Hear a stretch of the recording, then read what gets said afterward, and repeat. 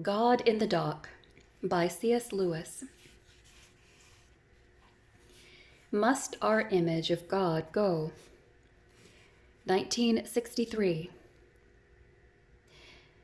The Bishop of Woolwich will disturb most of us Christian laymen less than he anticipates.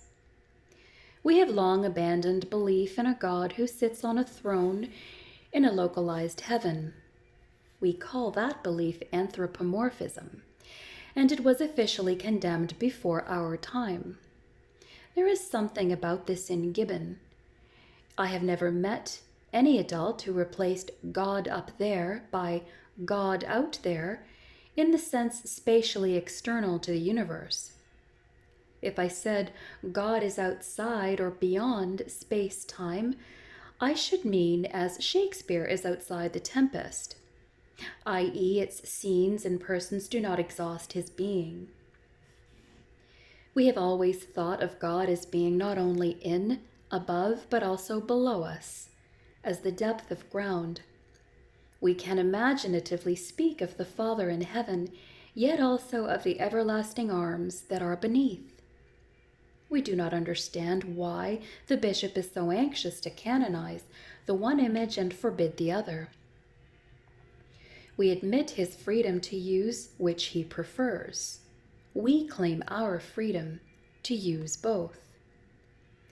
His view of Jesus as a window seems wholly orthodox. He that hath seen me hath seen the Father. John 14:9. Perhaps the real novelty is in the bishop's doctrine about God. But we can't be certain, for here he is very obscure. He draws a sharp distinction between asking, does God exist as a person? And asking whether ultimate reality is personal. But surely he who says yes to the second question has said yes to the first? Any entity describable without gross abuse of language as God must be ultimate reality. And if ultimate reality is personal, then God is personal. Does the bishop mean that something which is not a person could yet be personal? Even this could be managed if not a person were taken to mean a person and more, as is provided for by the doctrine of the Trinity. But the bishop does not mention this.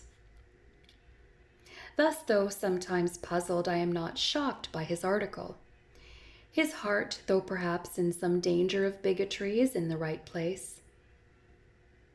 If he has failed to communicate why the things he is saying move him so deeply, as they obviously do, this may be primarily a literary failure.